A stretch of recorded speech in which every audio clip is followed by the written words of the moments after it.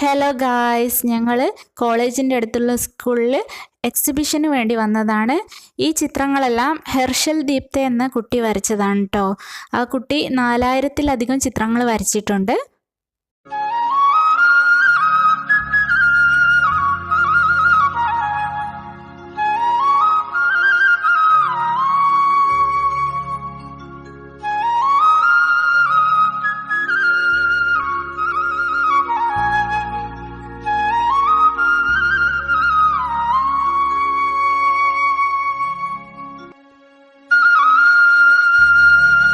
ഇതാണ് ഹർഷൽ ദീപ്തെ.